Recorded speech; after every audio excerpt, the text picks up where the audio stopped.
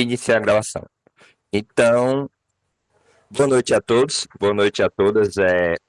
Hoje a gente vai falar do capítulo 3 do Dogma e Ritual de Alta Magia, também do capítulo 3 do Apocalipse e do Arcano 3, o Arcano da Morte. Para quem está chegando agora,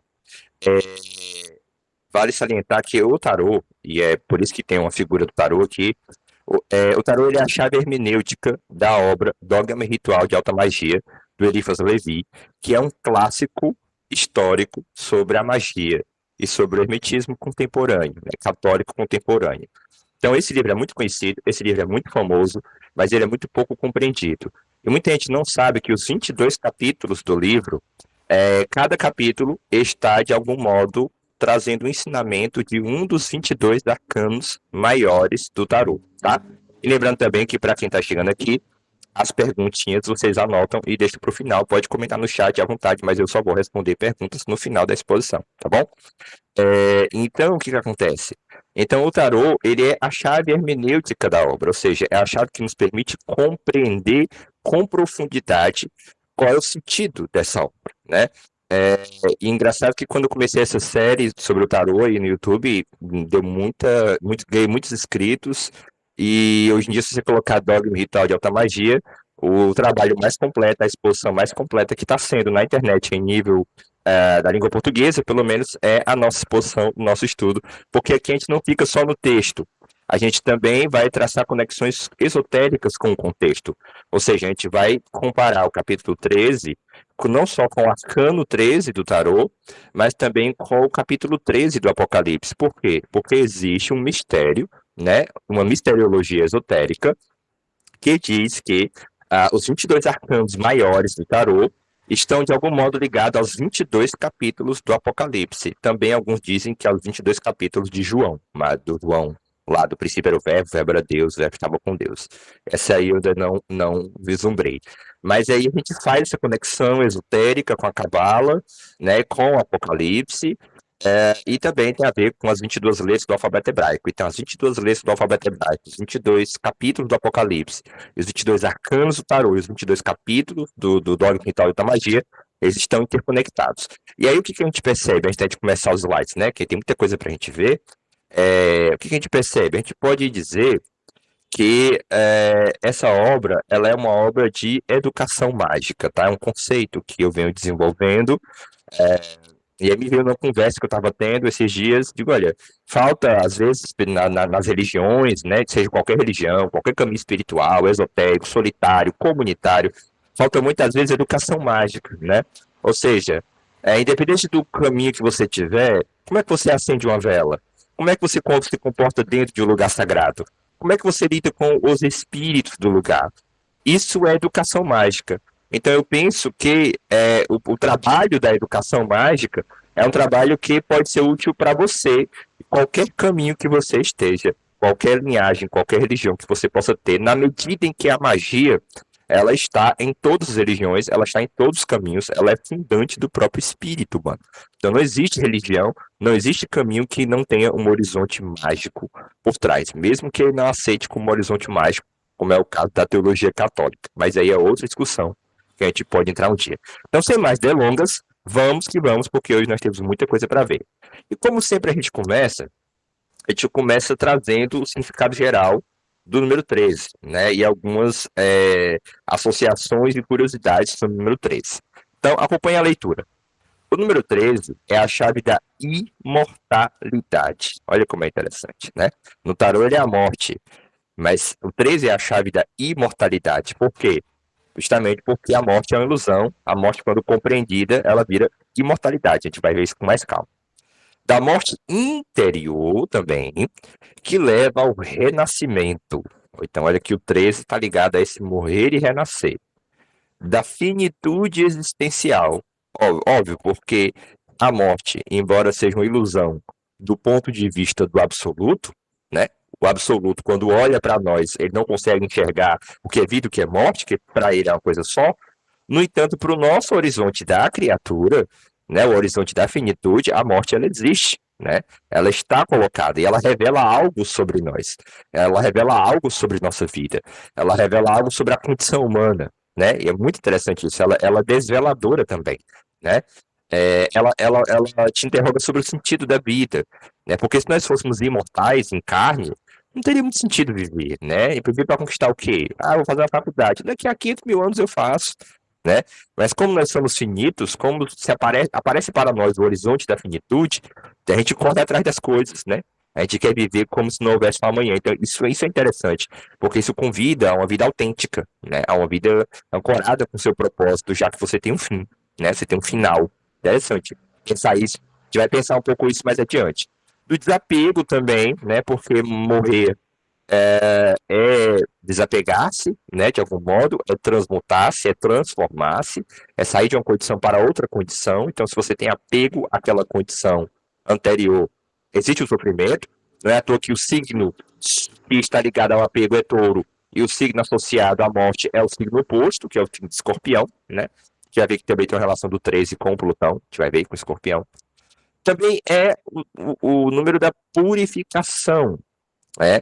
Porque a morte, no fundo, é uma purificação da nossa alma, né? É onde a gente deixa os resíduos, as histórias ruins, as mágoas, e tudo isso vai para a terra, e o que é espiritual vai para o espiritual. Então, quando você percebe o processo da morte na natureza, esse processo está falando de reciclagem, de purificação, de voltar para a base para continuar purificado o próprio fluir da vida, né? É, e da ciência da cruz, que é um estudo mais recente que eu ando fazendo sobre a Edith Stein, Santa Teresa Benedicta da Cruz, as chaves da vida mística, né? Então a ciência da cruz é um conceito filosófico, também teológico, que a gente vai se aprofundar, mas para não deixar aqui vocês assim, em muita dúvida do que poderia ser, é como se fosse uma possibilidade inscrita no espírito humano de transcender o sofrimento, né? Ou seja, o sofrimento humano ele não é eliminado, o sofrimento humano ele não é destruído, né? Porque ele é intrínseco à nossa condição, né? Se nós não sofrêssemos, nós não seríamos humanos. O sofrimento revela a nossa humanidade. No entanto, é possível transcender o sofrimento a partir da mística do crucificado. É um assunto muito profundo, tem a ver com a mística cristã, e a gente vai ver isso mais adiante com o passar dos slides, tá? Mas também tem a ver, no âmbito da magia, com a necromancia, né? Ou seja, essa coisa de saber sobre o passado e sobre o futuro através dos mortos, né? Como é isso? Os mortos estão mortos? Eles estão inacessíveis para a gente deve se comunicar com eles, deve ser a nossa postura para com eles, né? Então, isso faz parte de uma educação mágica. Então, do ponto de vista do Eliphas Levi, a chave do capítulo é educar a pessoa, o mago, né? A como ele tem que lidar com essa ideia do fantasma, essa ideia do espírito do morto, essa ideia do ancestral, essa ideia da finitude também. Como a gente lida com isso? É para acender vela para quem morreu? Não é para acender? Como é? Né? Claro que o Eliphas Levi não vai entrar nessas questões mais detalhistas no sentido ritualístico, mas ele vai entrar nos princípios, né? Que é mais fundamental, porque a partir dos princípios você consegue constituir um rito de fundamento, né? Então, um rito que tem fundamento é um rito que segue princípios da própria educação mágica, da própria filosofia da magia. Então, quando a gente fala em filosofia da magia, no fundo a gente está falando do quê? Olha, qual é o fundamento universal para qualquer prática mágica? No fundo é isso, né? Qual é o fundamento universal e qual é a educação mágica universal que toda pessoa de qualquer religião, qualquer caminho deveria ter para aumentar a potência da sua própria experiência mística dentro da sua religião. Eu, por exemplo, eu sou do Santo Daime, eu sou da Umbanda. Quando eu comecei a estudar educação mágica, filosofia da magia, eu venho desenvolvendo isso, minhas experiências no terreiro de Umbanda, minhas experiências no Santo Daime triplicaram em níveis de qualidade. Gente, isso não é uma propaganda, tá? Não estou falando propaganda, porque é uma realidade fática e testemunhal. Então, com muito prazer, eu coloco esse ensinamento, né? Pelo menos em suas linhas gerais aqui para o público do YouTube, de uma forma mais privada no grupo do Mago Labon, a Escola Hermética de Alta Magia. Quem não conhece, procure com o Mago Labon. Lá eu dou uma aprofundada específica mais, porque a gente tem esse grupo e tudo, mas é isso, eu tenho esse trabalho público e privado, e aqui estamos nessas linhas mais gerais, que, no entanto, né, são tão profundas também, porque nos dão semente de reflexão. Dessa coisa do culto aos mortos, né? Como é isso, cultuar os mortos, né? Isso é certo, isso é errado, isso é ancestral, né? Então a gente vai falar um pouco sobre isso também, sobre essa questão do culto aos mortos.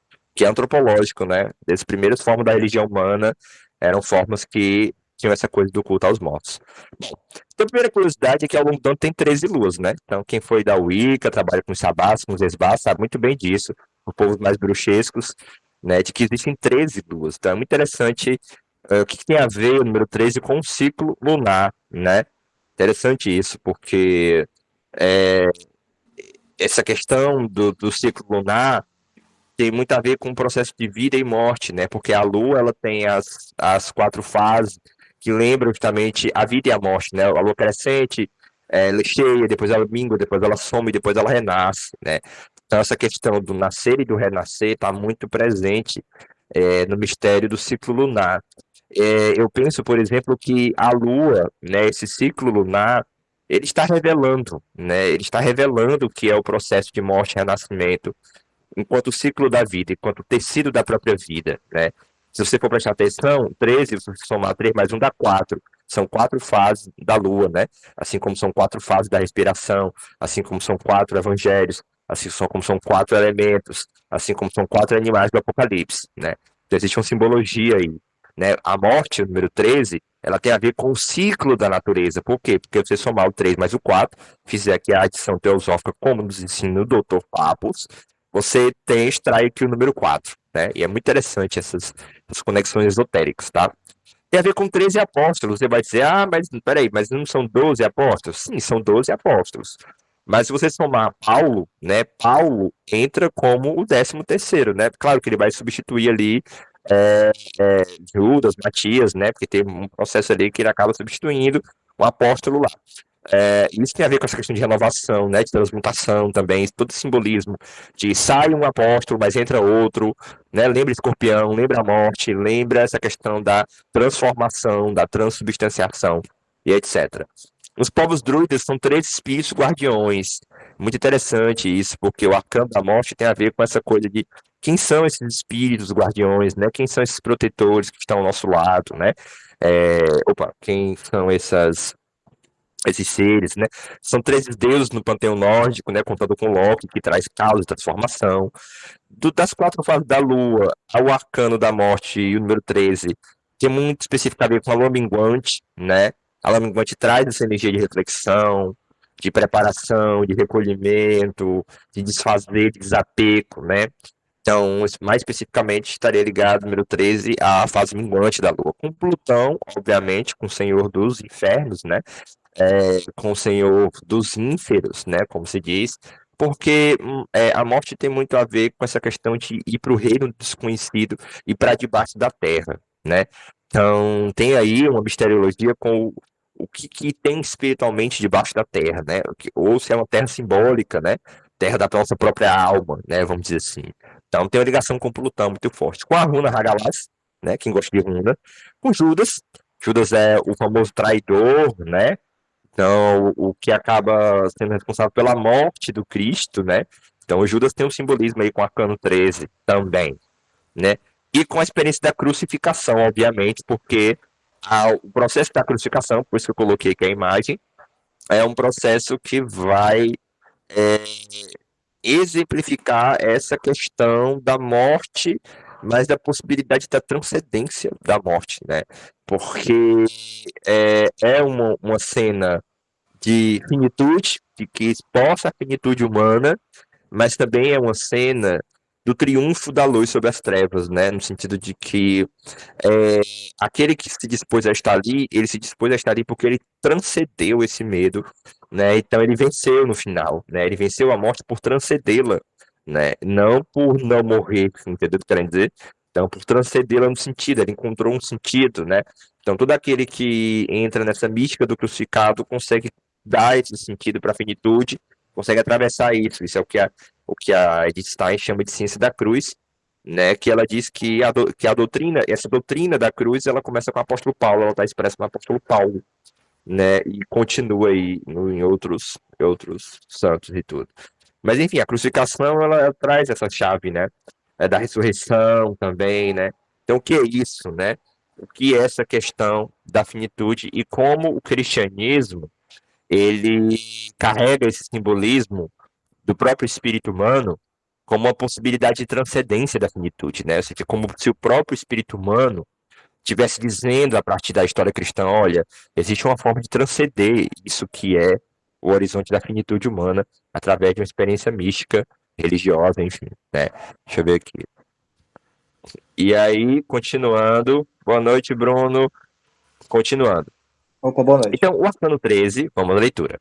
Associado à letra hebraica Men, tá? Então, na tradição francesa do tarô, na escola francesa do tarô, o arcano 13 está associado a uma das letras mães, né? Aleph, né?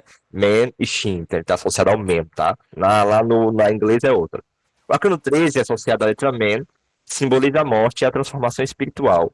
E essa ideia encontra uma analogia profunda no batismo nas águas, realizado por São João Batista. Porque a letra Men, que é uma das letras mães, por isso que não tem correspondência astrológica, nem com planeta, nem com signo, né? Porque ela é uma das 3 letras mães, ela tem a ver com água, né? E a água tem a ver com a morte, no sentido de o batismo representa esse morrer e renascer, né? A água é o nosso útero universal, onde veio a vida, e quando nós morremos, nós viramos líquido também, né?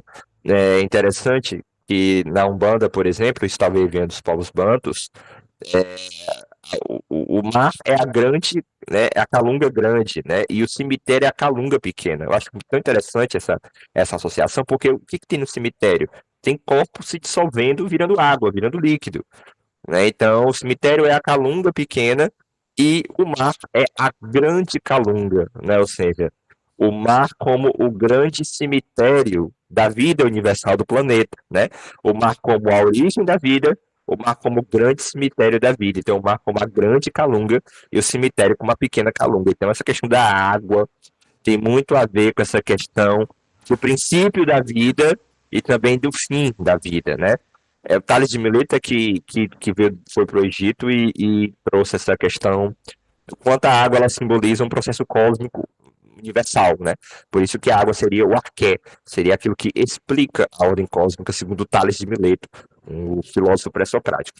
Então, o batismo nas águas tem muito a ver com essa questão do renascimento espiritual, né? Então, podemos dizer que São João Batista seria um santo ligado a esse simbolismo do arcano 13, do morrer, do renascer, das águas, do útero, né? E também desse elemento primordial da vida.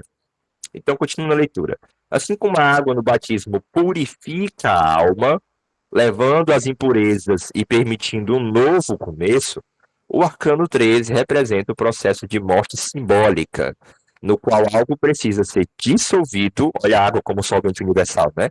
E transformado para que possa ocorrer um renascimento espiritual. Então, a água está associado a essa ideia do renascimento espiritual. O batismo, com seus elementos de arrependimento, perdão e renovação, é uma chave esotérica cristã que reflete a função purificadora da água, alinhando-se ao simbolismo de Mer, que é a letra do alfabeto hebraico associada ao arcano 13, segundo a escola francesa, e ao mercúrio alquímico, né, o processo da alquimia, o mercúrio, sal e enxofre. O mercúrio é que tem essa força que dissolve e que transfigura. A gente sabe que o batismo não é cristão, não tem origem cristã, nem judaica, né? A gente sabe que o batismo que São João Batista praticava, ele era um rito essênio. Os essênios eram um grupo judeu que fugiu para o deserto, porque achava que os judeus estavam entrando numa idolatria muito forte ali com o helenismo, com a cultura helênica. E lá eles praticavam o batismo nas águas. Então, São João Batista, muito provavelmente, era essênio. E aí a especulação que existe é se Jesus Cristo era essênio ou não. Isso ainda está em aberto, tá? Essa discussão. Obviamente que, independente dele ser essênio ou não, ao se permitir ser batizado por São João Batista, ele está, de algum modo, reconhecendo o rito essênio, né? A validade mágica e espiritual do rito essênio. Né? Então, ele validou isso aí, de algum modo, né? Se a história do batismo for verdadeira, se não for meramente simbólica. Né? Então, continuando. Então, é isso, essa questão do batismo, né? E a gente sabe que o batismo também tem lá na Índia, né? Lá no Ramayana, né? Tem aquele batismo do Rio Ganges, etc e tal. E essa questão do arrependimento também é interessante, né? O arrepender-se é uma espécie de morte, né? Assim como perdoar também é deixá-la para lá, né? de morrer aquela mágoa, né, aquelas más águas. Mágoa, má água, né, como diz o Santo Daime. Bom, continuando. Então, é, vamos pensar um pouquinho do Arcano da Morte com o processo do Nigredo, que é a fase da alquimia, tá ligado a esse processo da dissolução, né? E aí no tarô de Mazelha, você vê que o chão é preto, né? Então, preto aqui não é que é ausência ou maldade, nada disso. É que é potência, né? Dissolução e potência. Né? Então vamos lá. A pintura alquímica associada ao Nigredo, onde um homem e uma mulher nus estão deitados dentro de um vaso escuro, tá aqui a imagem, simboliza a fase de decomposição e purificação inicial do processo alquímico, refletindo a morte simbólica do ego e das formas antigas, né? É interessante como esse processo é um processo da própria natureza, como se a natureza precisasse de vez em quando limpar a nossa alma para ela continuar aprendendo, para ela continuar se desenvolvendo, né? Então, é como se fosse uma espécie de uma própria potência do divino, né? A potência da dissolução. Tem o Shiva na Índia que tem a ver com a dissolução do mundo, etc. O vaso escuro representa o caos primordial, o receptáculo do potencial não transformado.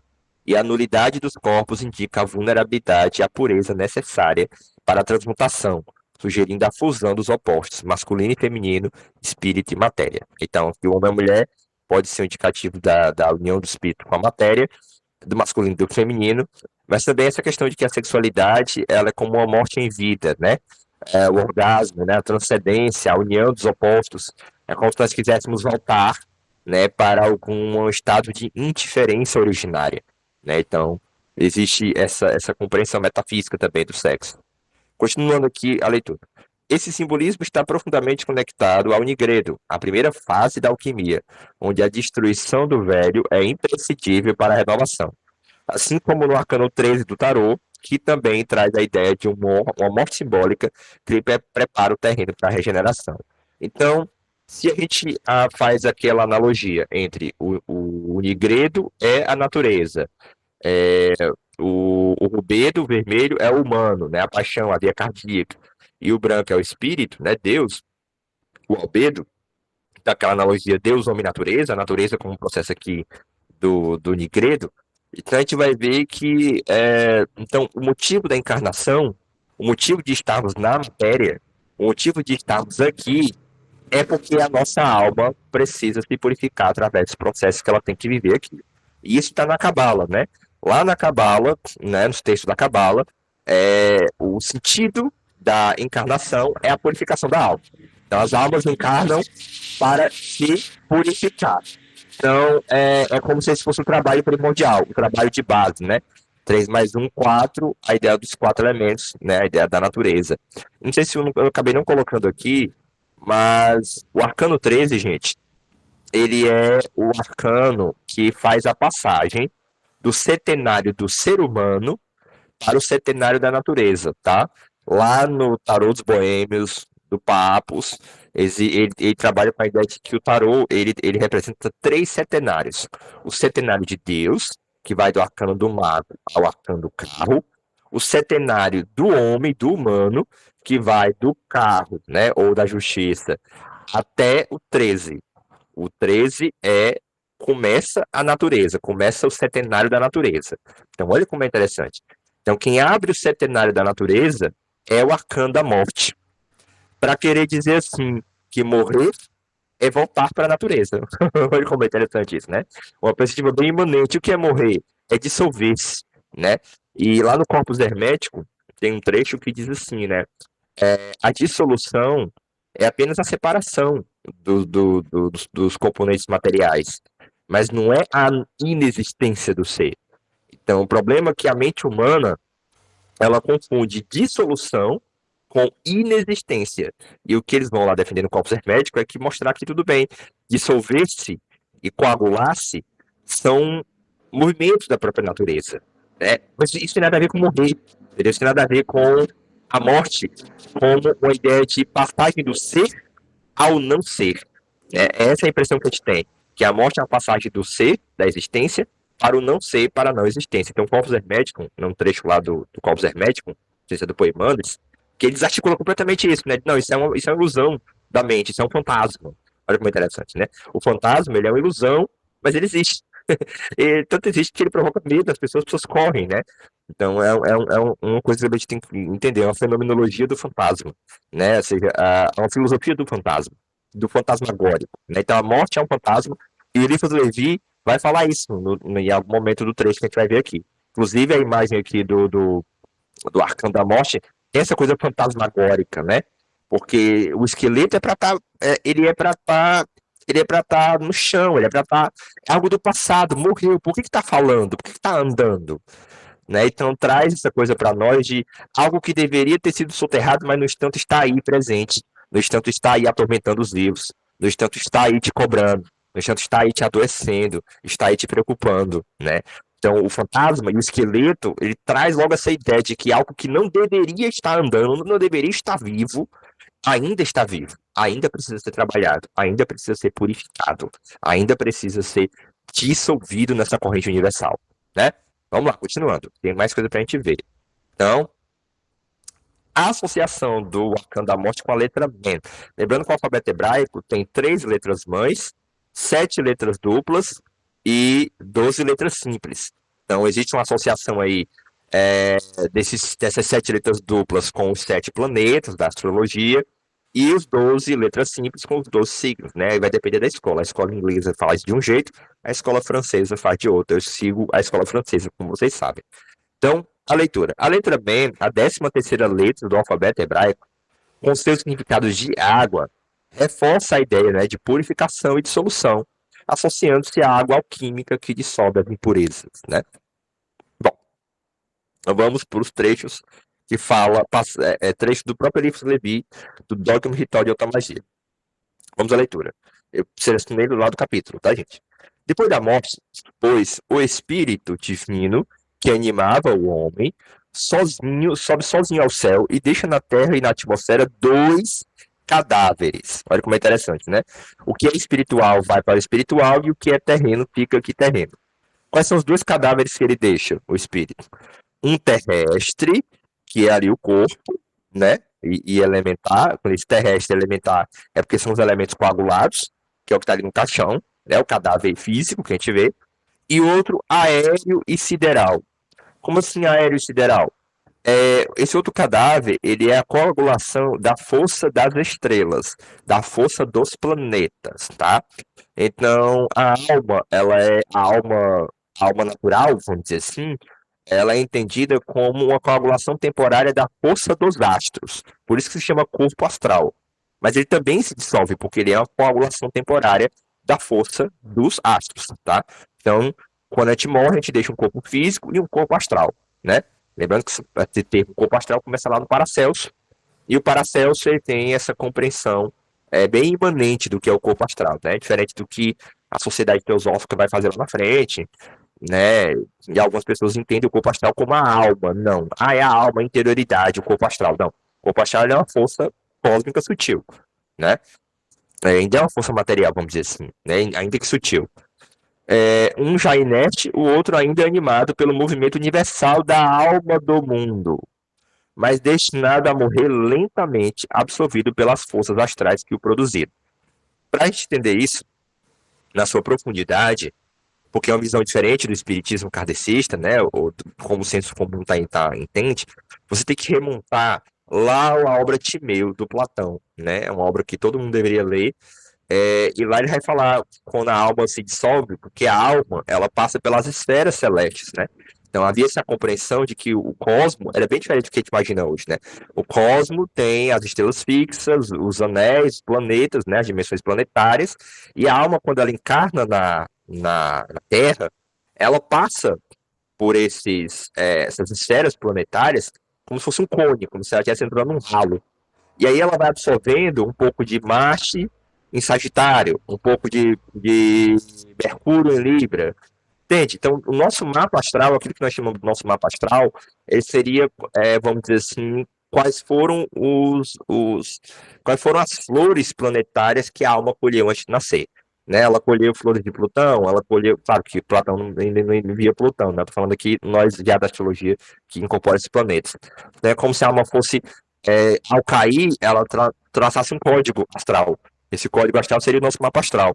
Então, o que seria morrer? Seria, para esse corpo astral, seria dissolver-se nas esferas planetárias. É engraçado, porque isso significa dizer que a alma continua viva. Não é porque ela se dissolveu nas esferas planetárias que ela deixou de existir. Mas, com certeza, ela já alcançou um estado transpessoal, completamente transpessoal. Então não adiantaria falar com essa alma como se você fala com a pessoa que morreu ali, a pessoa física, que ela existia ali e tal. Não, não vai mais falar assim com essa pessoa, porque esse estado da alma já dissolvido nos planetas é bem transpessoal. Você pode recuperar as memórias, mas falar com uma força transpessoal é diferente de falar com a pessoa, né, gente? Que estava ali viva, né? A pessoa está viva. Passou dali é transpessoal, né? Embora ainda individual. A alma é individual, mas ela é transpessoal. A gente vai ver isso. Continuando. Os seus antigos vícios lhe aparecem e o perseguem sob figuras monstruosas. Eles os atacam e o devoram. O desgraçado perde, assim, sucessivamente todos os membros que serviram para suas iniquidades. Depois morre pela segunda vez e para sempre, porque então perde a sua personalidade. Olha aí, ó, né? Ainda continua com personalidade porque está coagulado ali as forças astrais, as memórias. Mas ele vai perdendo esse caráter pessoal e a sua memória, porque o que confere a pessoalidade, a persona, é a memória, né? Então, o que acontece? Então, é, é por isso que os tibetanos, os egípcios, os povos antigos tinham ritos para ajudar a pessoa nesse momento, né? A fazer essa segunda morte, a fazer essa segunda passagem, né? De uma forma tranquila, de uma forma alinhada com o que quer os deuses, com o que é Deus, né? E aí, por isso que tem essa questão do rito dos mortos, porque é uma forma de estender a conexão da vida, né? Nós estamos vivos, mas os mortos, eles estão vivos em algum lugar desse absoluto, desse universo, dessa existência. E quando a gente faz ritos para eles, né? Nos trata com respeito, com a devida lembrança, isso é uma forma de melhorar a nossa relação com eles e, portanto, a nossa própria vida, né? Então, é uma coisa que vai e vem, vamos dizer assim, né? É uma coisa que ao tratar dos mortos, a gente está de alguma forma tratando de algo que influencia os vivos, né, de algum modo. Então, são larvas, substâncias mortas ou moribundas, esse corpo astral, com os quais nós nos relacionamos, e que os espíritas kardecistas, né, na visão do Livro Levi, muitos deles, 99%, estão lidando com essas larvas, né, com essas coagulações temporárias de memória, e não com o eu mesmo da pessoa, a alma, o ego transcendental, não, nada disso, o eu superior da pessoa, não. Ordinariamente, só podem falar pelo zumbido dos nossos ouvidos, produzido pela agitação de que falei, né, das forças planetárias, né? E do ordinário raciocínio refletindo nossos pensamentos ou nossos sonhos. E aí, Livros Levi diz: para ver sem ilusão nesta luz, é preciso saber separar o reflexo por uma vontade poderosa e atrair só os raios. Sonhar acordado é ver na luz astral. O que está querendo dizer? Ele está querendo dizer o seguinte: quando você fala com o espírito de um morto, você está falando com um resto psíquico, né, com uma memória. No entanto, esse resto psíquico e essa memória carrega dentro dela o raio espiritual, de fato, do espírito daquela pessoa que morreu, que está em níveis transcendentais. Né? Ou seja, o que o livro está dizendo? Está dizendo que o espírito não vaga na Terra, o espírito não desce. O espírito não vem para falar com a gente. É nós que nos elevamos em um estado de consciência onde eles estão, onde os raios estão, né? Então, saber separar o reflexo do raio, saber separar o que é a imagem ali, que é só uma imagem, é só um canal, para acessar o espírito da pessoa. Então, é como se o livro Levi quisesse dizer: reflexo é imagem, você consegue acessar o espírito, a essência de uma pessoa, a essência daquela alma, mas através da imagem. Ou seja, nunca ache que a imagem, né, é uma cópia fiel ou representa a própria coisa. Entende? Não confundir a imagem da coisa com a coisa. É isso que o espiritismo não faz. Ele acha que a imagem é a própria coisa. Então, do ponto de vista do Livro Levi, da Cabala Hermética, o espiritismo kardecista não faz essa devida diferença, porque ele relegou o ocultismo à superstição do passado, né, relegou a sabedoria dos magos como superstição que já foi ultrapassada pela ciência moderna, o espiritismo seria expressão disso, né? Então, o Olívio Levi é mais romântico, ele quer resgatar a magia, acabar o hermetismo, esses saberes antigos da alquimia, da teurgia, porque acredita que essas formas mais antigas de explicação são mais profundas, na medida em que elas são pré-cartesianas, elas são pré-científicas, elas estão antes dessa revolução científica moderna, que acabou moldando nossa visão de mundo e acabou fazendo sumir o mundo encantado, né? Desencantou esse mundo. Então, o Olívio Levi está mais próximo de um romantismo, né, assim, dessa volta do passado, essa coisa toda dos povos antigos e tal, a sabedoria está no passado, e o espiritismo estaria no progressismo, né, ali progresso, está ali na ideia da ciência, né, do mecanicismo também, do cartesianismo, né, o espiritismo é muito cartesiano. Bom, então, outras passagens dele sobre Levi.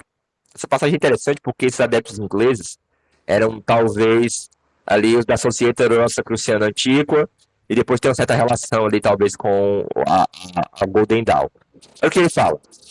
Encerrava-me, pois, no estudo da alta cabala e não pensava mais nos adeptos ingleses quando um dia, ao entrar no meu hotel, encontrei um sobrescrito com meu endereço.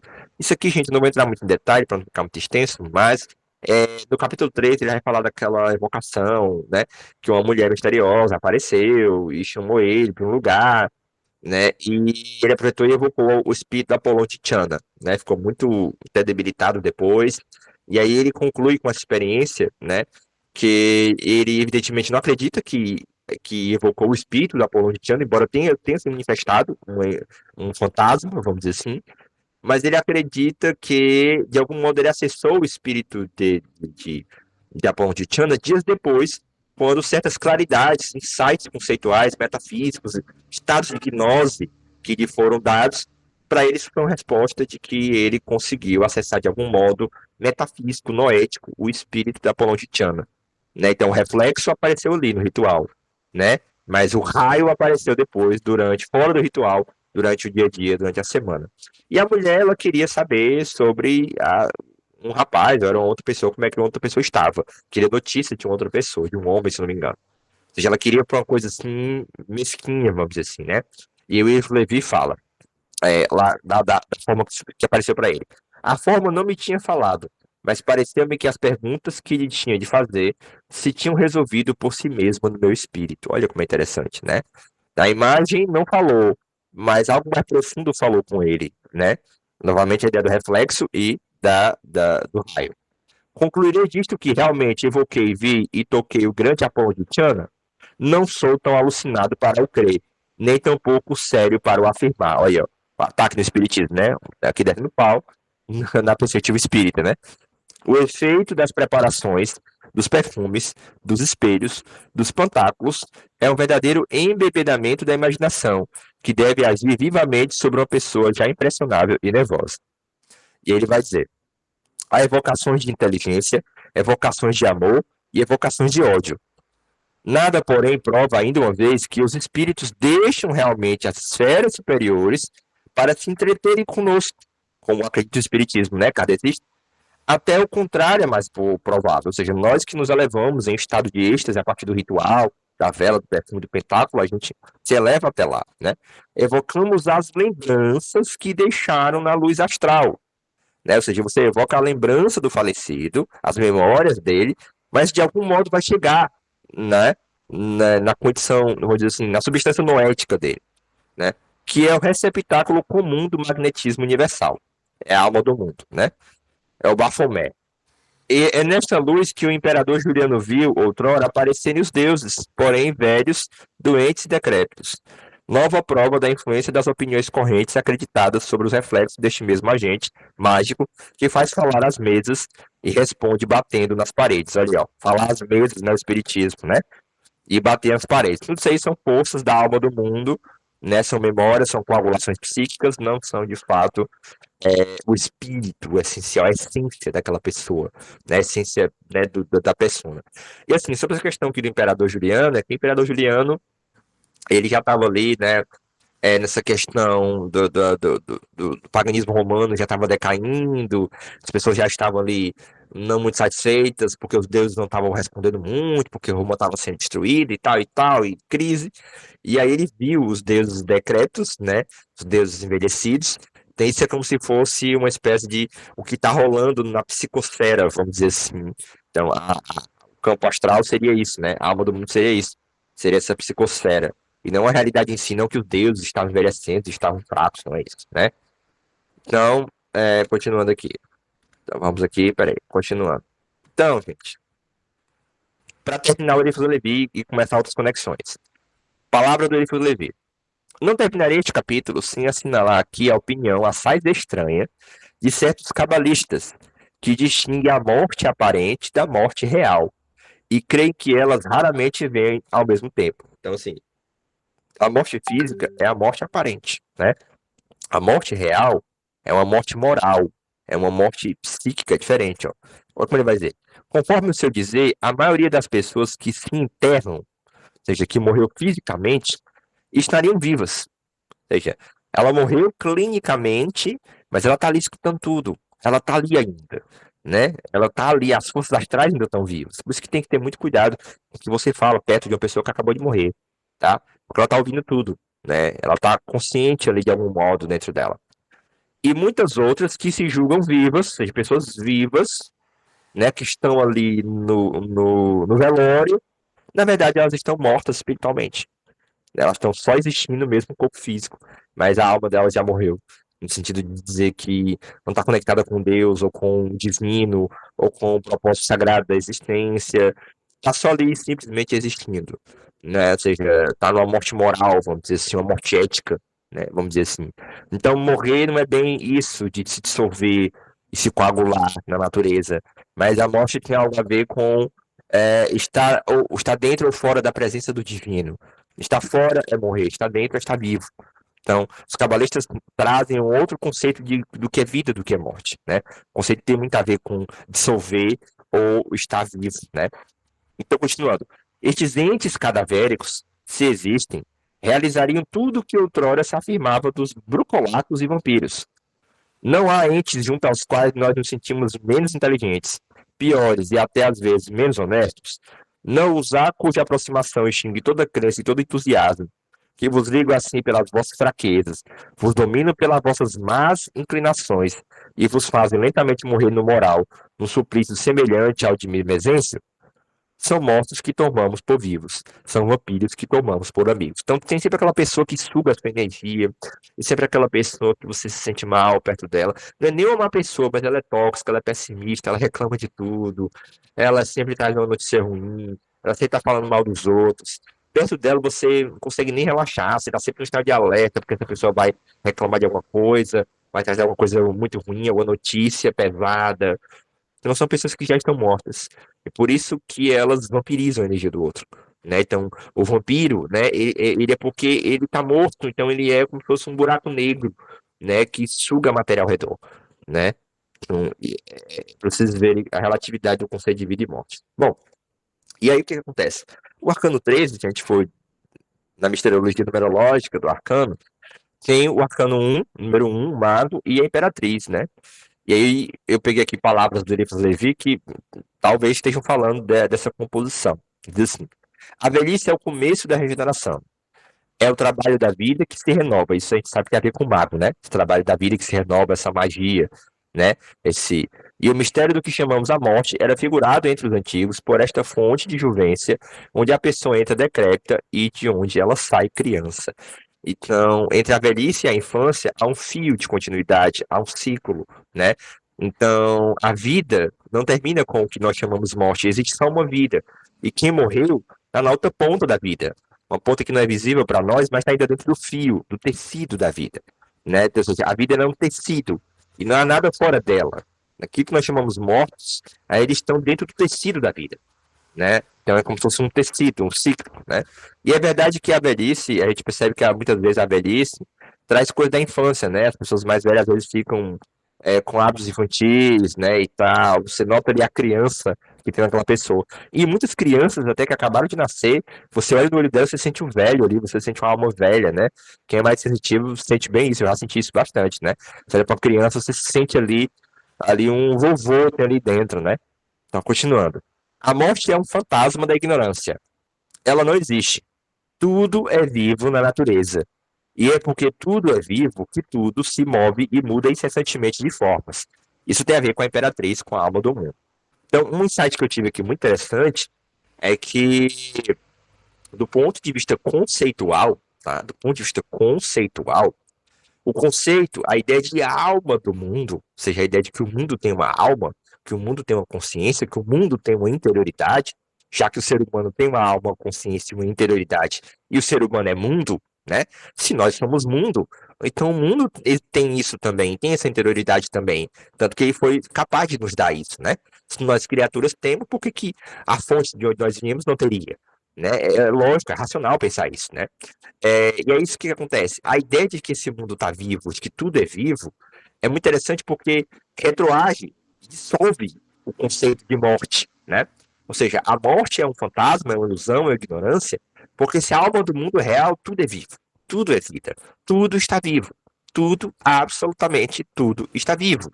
A pedra, Deus, o homem, a entidade, tudo, a vida é tudo, né? Então, essa ideia de que tudo está vivo, ela tem a ver com a ideia de alma do mundo, que o mundo é uma alma, que o mundo tem uma alma. Não sei se vocês estão conseguindo entender. É como se a alma do mundo, se você aceita a alma do mundo, então você aceita que a morte não existe. É uma consequência lógica. Que tudo é vivo, que não existe vida e morte, existe apenas a percepção da criatura. É o que a gente vai ver lá na frente aqui. Mas não é uma realidade do ponto de vista do mecanismo absoluto. Então, Eliphas Levi, quando o Salvador ressuscita a filha de Jairo, entra só com seus 3 discípulos fiéis e favoritos. Afasta os que faziam barulho e choravam, dizendo-lhes: esta moça não morreu, ela dorme.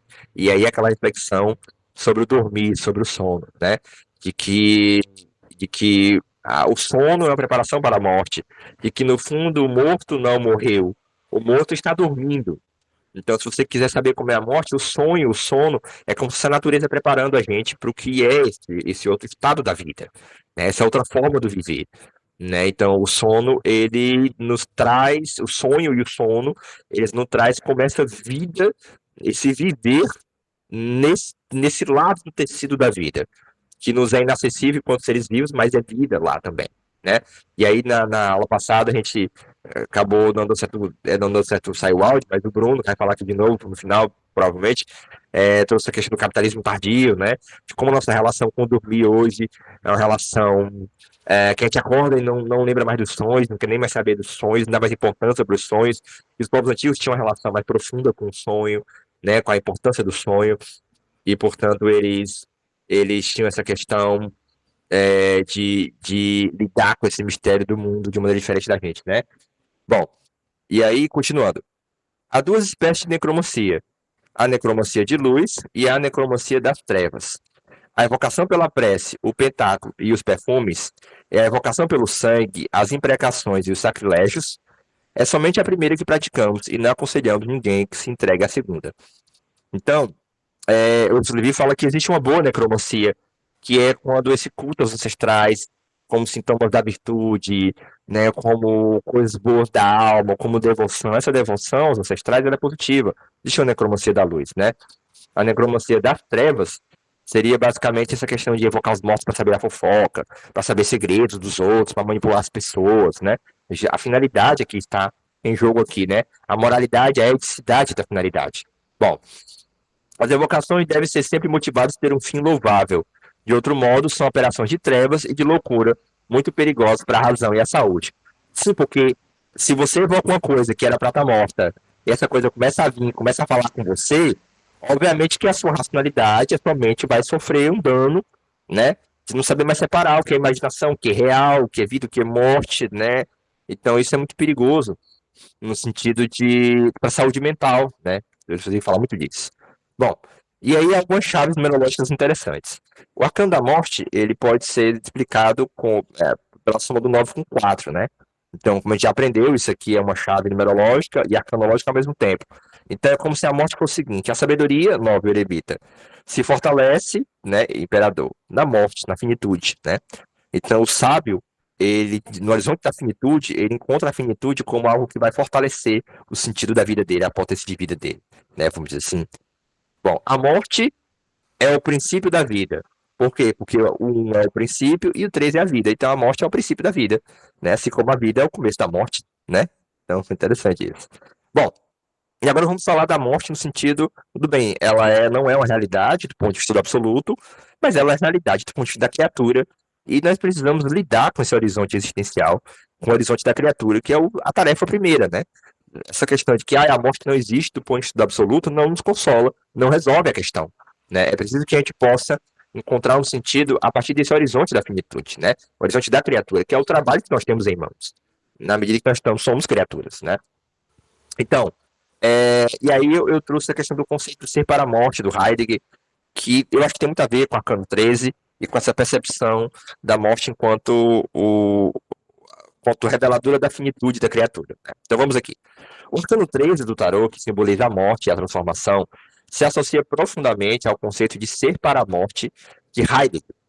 Para o filósofo, a consciência da morte não é apenas um fim biológico, mas é uma revelação fundamental da condição humana, que desperta o indivíduo para a sua finitude e a necessidade de viver autêntica e plenamente, confrontando-se com a inevitabilidade do fim. Então, a morte convida à autenticidade, né? Então, ela tem um sentido existencial.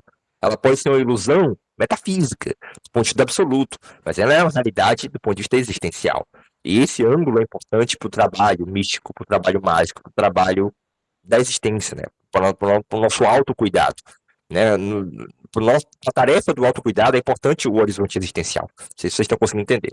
No contexto do Arcano 13, a morte não é vista como uma destruição, mas como uma transcendência, um processo de transformação e renovação. Da mesma forma que Heidegger sugere que o ser humano, ao aceitar sua finitude, pode viver de maneira mais verdadeira e plena, o Arcano 13 traz a ideia de que a morte simbólica do ego, das formas antigas ou daquilo que já não serve mais, é necessária para a autenticidade e para o surgimento de uma nova consciência ou vida. É que nem aquela música do Legião Urbana, né? É preciso amar as pessoas como se não houvesse amanhã. Então, essa ideia de não haverá o amanhã nos convida a amar autenticamente, né? Nos convida a viver o presente. E não tem coisa mais difícil do que viver o presente, do que estar aqui, né? Porque nossa mente é muito ligada ao futuro, e nós estamos sempre ansiosos, ou muito apegada ao passado, e nós estamos muitas vezes muito nostálgicos, muito depressivos, né? Então, a depressão como excesso de passado, a ansiedade como excesso de futuro. Bom, então, continuando aqui, aí eu trouxe o contraste com a Edith Stein, que eu ando lendo bastante, que ela faz uma crítica ao Heidegger, dizendo, olha, tudo bem, a morte representa a finitude, mas essa finitude também aponta para a possibilidade da transcendência. Então, ela vai criticar um certo pessimismo nesse conceito de separar a morte do Heidegger, como se ele tivesse absolutizado a finitude e existe uma potência no espírito humano, né? Existe uma possibilidade do próprio espírito humano dele conseguir transcender a morte no sentido da experiência mística.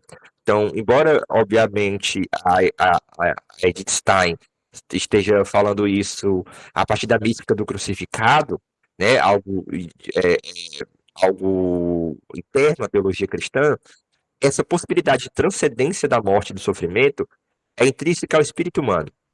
E nesse sentido transcende o cristianismo, né? Nesse sentido se torna filosófico, não se torna só teológico, né? Se torna filosófico porque ela está falando que é dada ao espírito humano a possibilidade, né? Não é que nele precise fazer, não é que seja necessário ser feito, mas é possível que o sentido da morte seja também um sentido de transcendência espiritual. Então, ele não abre só o horizonte da finitude, ele abre o horizonte da imortalidade também para algumas pessoas, né?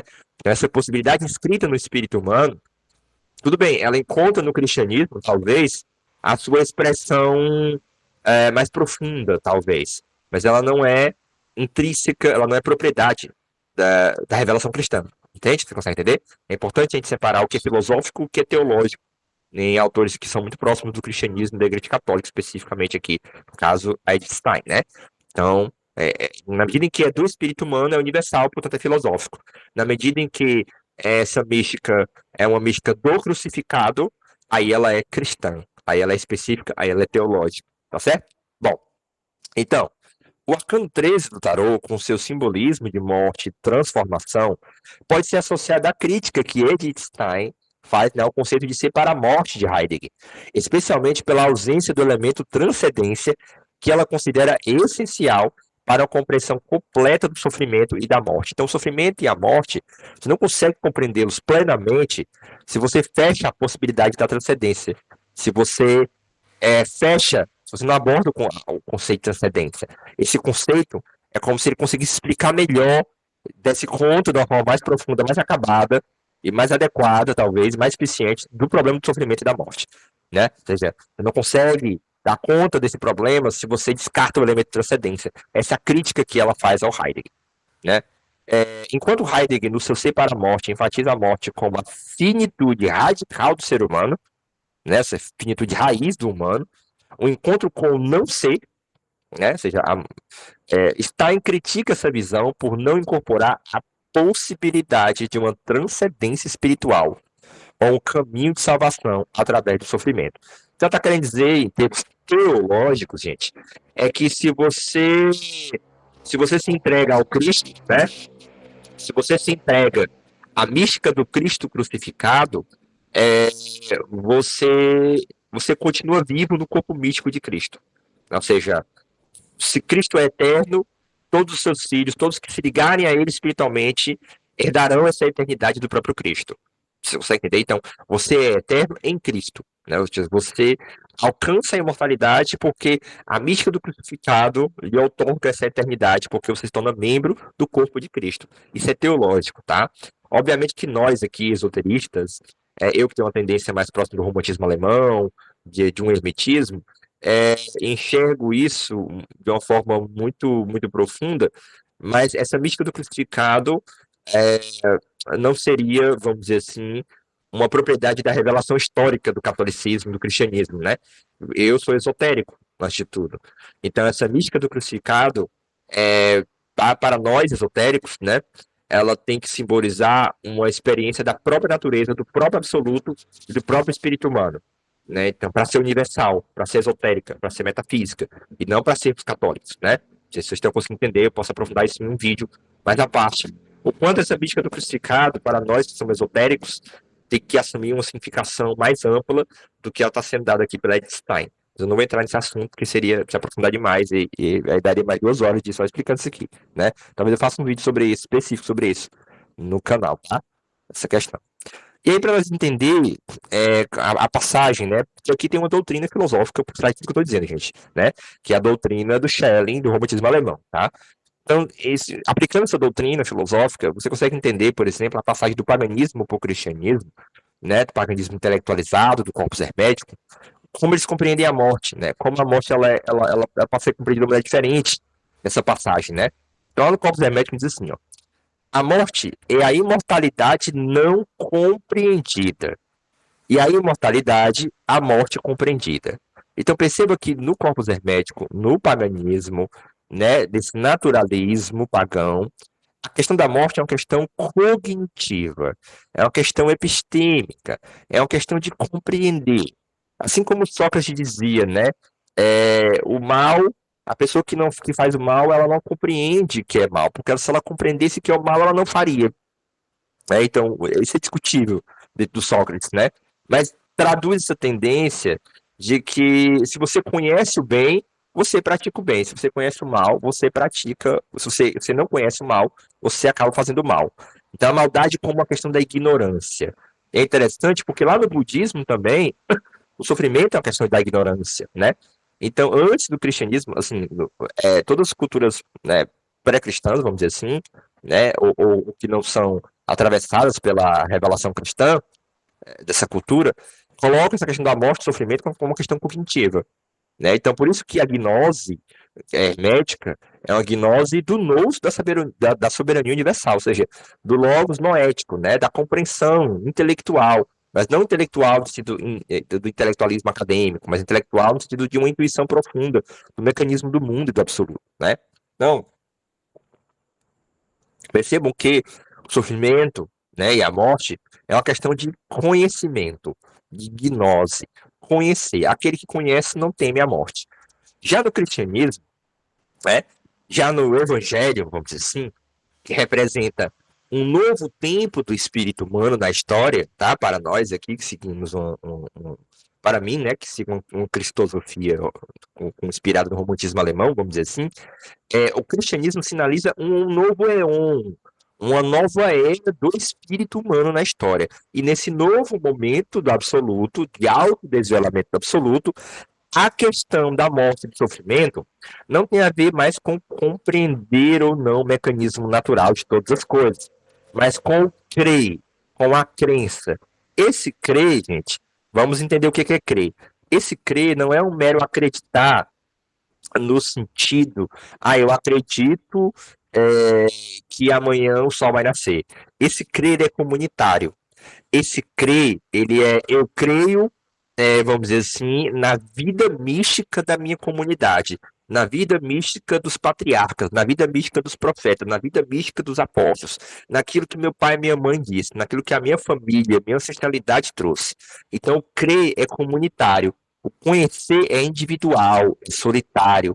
Então, enquanto o hermetismo é um caminho de sabedoria mais solitário, mais eremita, vamos dizer assim, né, do tarô, o cristianismo é uma experiência mais comunitária histórica, da tradição, dos seus avós, daquilo que os outros creem, daquilo que as pessoas de boa fé acreditaram, né?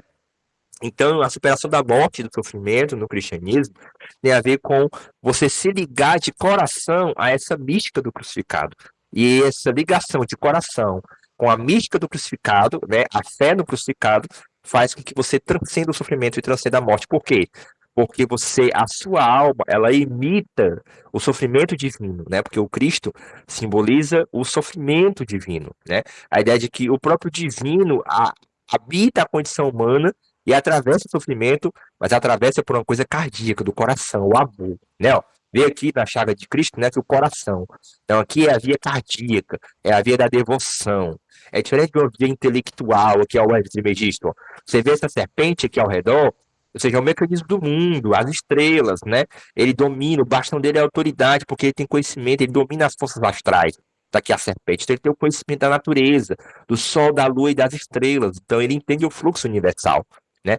Ele entende, inclusive, que por dentro desse fluxo universal tem um olho, tem um logos, tem um princípio espiritual transcendente, que é a palavra, né? Que é o logos que tem por trás de tudo isso, o nous da soberania universal.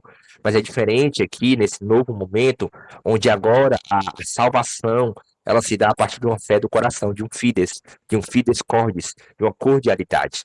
Né, de uma devoção mais cardíaca, mais humanista, mais humanizada. Percebem que aqui está colocada a metáfora da natureza, né? O hermetismo ele é natureza, né? Ele é uma gnose cósmica, ele é uma gnose natural. O cristianismo é uma gnose da cruz, é uma gnose da alma, é uma gnose da condição humana, é uma gnose do espírito humano, né? Vamos dizer assim.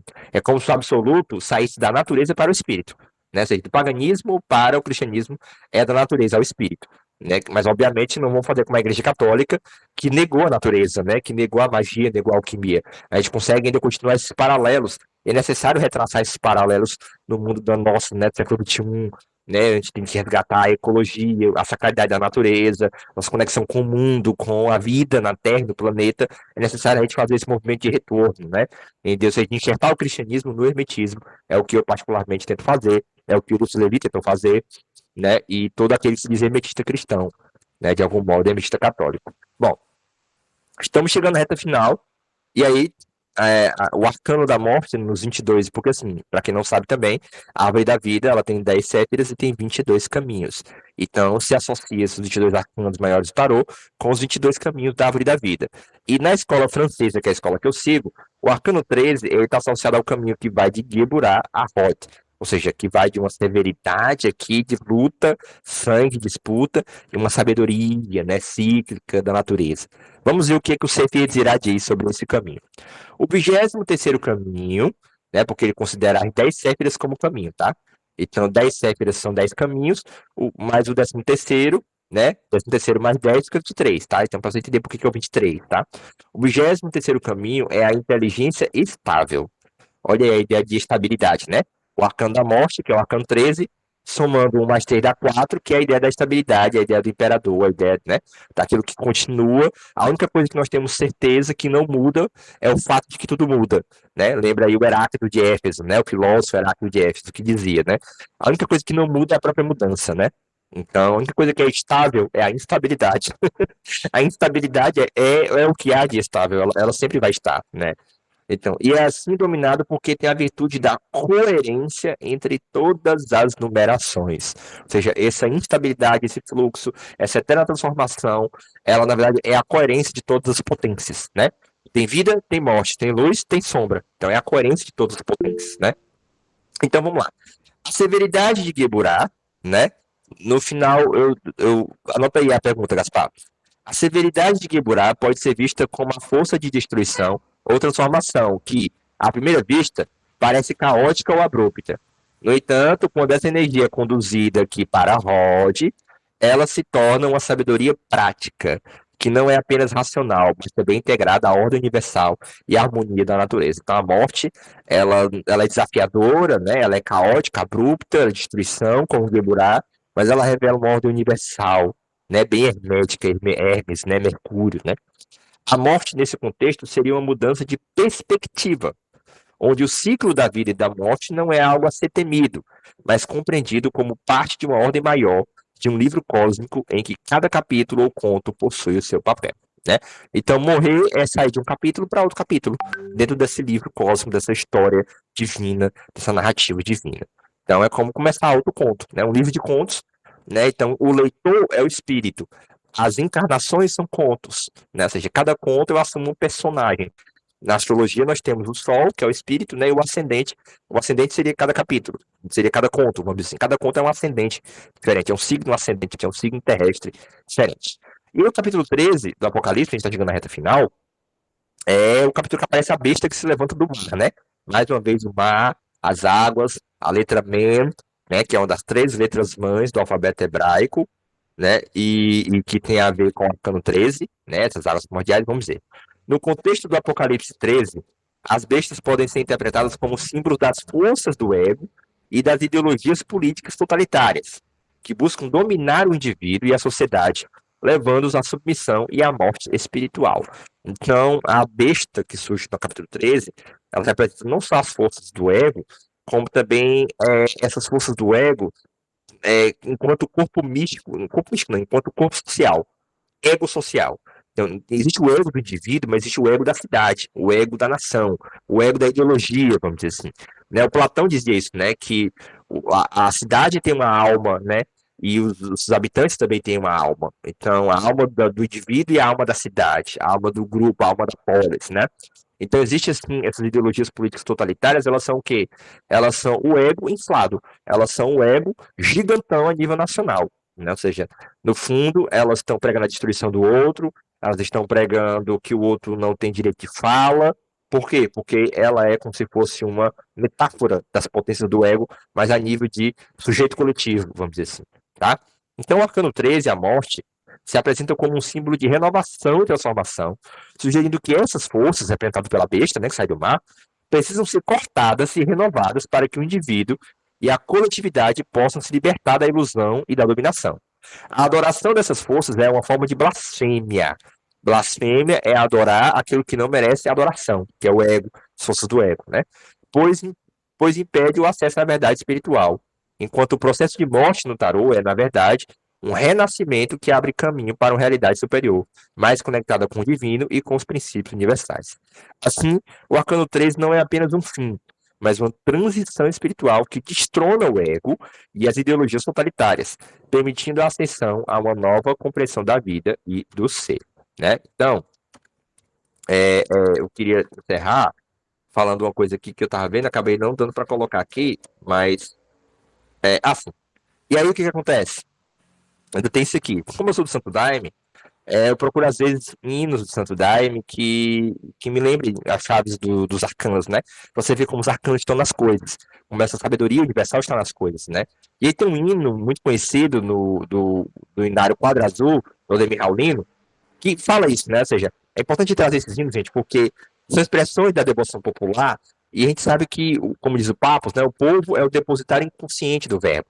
Então, nas manifestações populares, embora aquela pessoa que recebeu o hino, recebeu aquele canto, não tenha compreensão metafísica e filosófica, hermética, como a gente desenvolve aqui, mas ali tem chaves metafísicas, herméticas profundas para quem tem esse olhar. Então, o hino fala assim: estou vivendo o presente de olho no futuro, esquecendo o passado. Senão a morte leva, senão a morte leva, senão a morte leva. Meu pai é carinhoso, me faz viver de novo, deixo de ser teimoso, né? A morte não me leva, a morte não me leva, a morte não me leva. Com papai e mamãe vou viver todo dia, luz minha estrela guia. Eu vou sair das trevas, eu vou sair das trevas. Então, todo o simbolismo do Arcano 13 está bem expresso aqui nessa questão do morrer, a morte como esquecimento do passado, como renascimento, como deixar de ser teimoso, a purificação, né? E a saída das trevas para a luz, etc e tal. Quem conhece sim pode escutar aí depois. E acabei não colocando aqui, mas eu quero colocar aqui para finalizar uma coisa que eu queria mostrar a vocês. Eu vou parar a apresentação e vou colocar aqui aonde estava colocado. Isso aqui, pronto.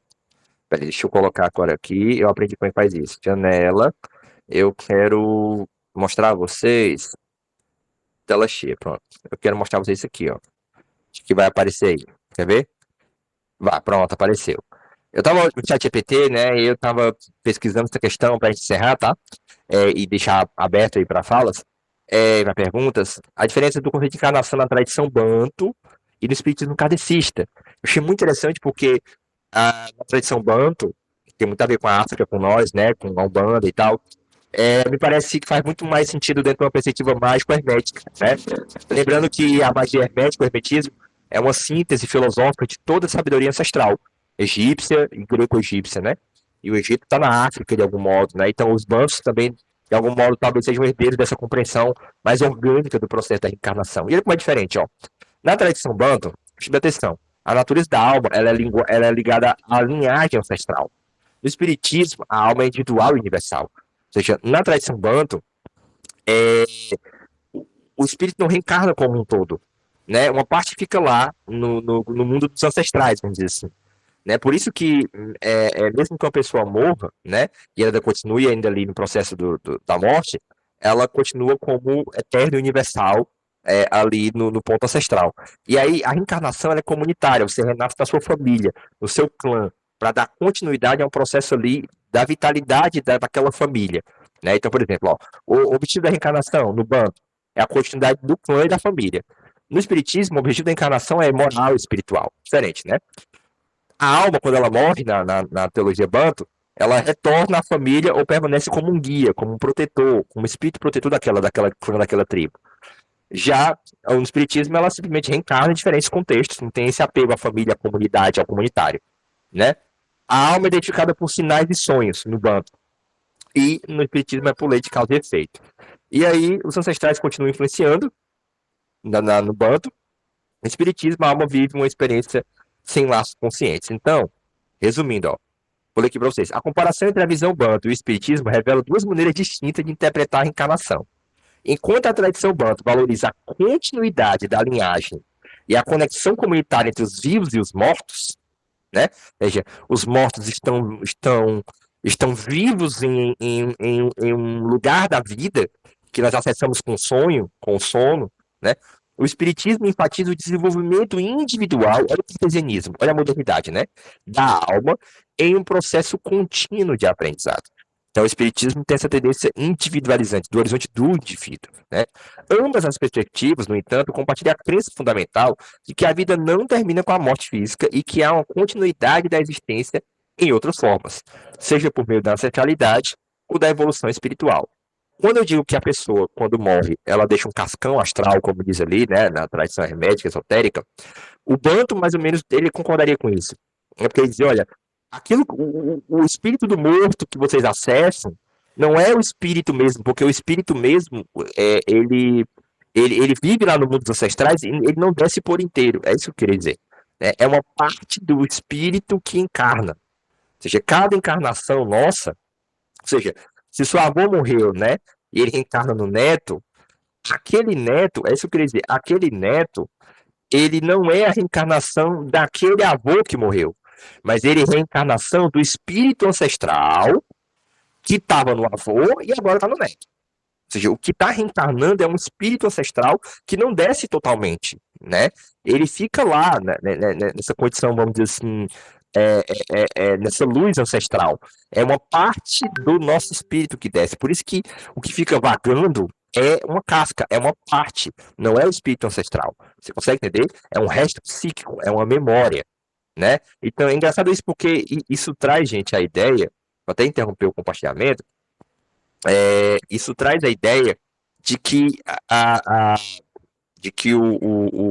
reencarnação para os povos antigos traz a ideia de uma continuidade, assim como no espiritismo kardecista, algo continua, mas também a ideia de uma descontinuidade. Ou seja, o avô não reencarna no neto, né, como acredita o espiritismo, mas o ancestral que animava o avô reencarna agora no neto. Você consegue entender a diferença? Ou seja, há uma descontinuidade da persona, né? O avô, a persona do avô morre, se dissolve na natureza, essa persona não vai pro neto, consegue entender? O que vai pro neto é o ancestral que animava o avô e que agora vai animar o neto. Então, isso é interessante porque dizer a pessoa não continua. O espírito ancestral, ele é transpessoal. É isso que eu queria dizer. É por isso que você pode acessar o Zé Pilintra em um terreiro de Umbanda no Rio de Janeiro e outro no Ceará simultaneamente. Né? E se você tem uma perspectiva espírita muito radical, você vai dizer, olha, como é que um espírito pode estar em dois lugares ao mesmo tempo, pode incorporar várias pessoas ao mesmo tempo, porque esse espírito ancestral, ele é transpessoal. Ele é atravessado pela transpessoalidade. Quando ele reencarna, ele assume temporariamente uma persona. Isso é bem diferente do espiritismo kardecista, porque o espiritismo kardecista nos dá a impressão de que o que reencarna é a persona. Né? E aí, quando alguém me pergunta, existe reencarnação? Eu digo, do quê? A persona não reencarna. O que reencarna é o espírito ancestral, que é transpessoal. Você consegue entender? E aqui eu encerro a minha fala e deixo aberto para perguntas. Tem alguém que levantou a mão? Foi o Matheus. Matheus, a bola é sua. E aí, gente, ó, são 8h46. Eu queria. Vai ter uma fala do Gaspar, né? Em seguida, muito provavelmente, vai ter uma fala do Bruno. E a gente não estendesse assim para até 9 horas, 15 minutos no máximo. 9 horas eu encerro, tá bom? Pode falar, Gaspar. A bola é sua. Então, só duas observações interessantes, né? Você falou, né, que o número 13, né, ele tem uma ligação com o arcano 4, né? Que é 1 mais 3, né? E no Japão, né, nas línguas mais, até línguas mais orientais, o 4 ele carrega um azar. Ele carrega uma numerologia de azar, né? Porque a pronúncia no Japão, o shi, né, e hiraganada, ela é a mesma pronúncia do que a morte, né? Então, muitas vezes no Japão eles evitam de usar o número 4, né? Às vezes tem andares que não tem o número 4, tem os de 1 a 3, aí vai para o quinto e assim vai, e não tem o quarto andar, né? Então, assim, preocupante, né, culturalmente, né, que o número 4 carrega uma morte. E o engraçado é que o número 4 é o imperador, né? O arcano imperador, aquele que dá ordem, né? Aquele que tem uma estabilidade de dar ordem para executar a morte, né? Aquele que manda para a guilhotina, é o imperador, né? E outra também, né?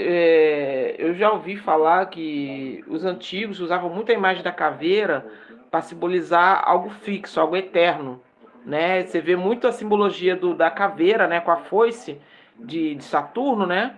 Não, é Saturno, o deus do tempo?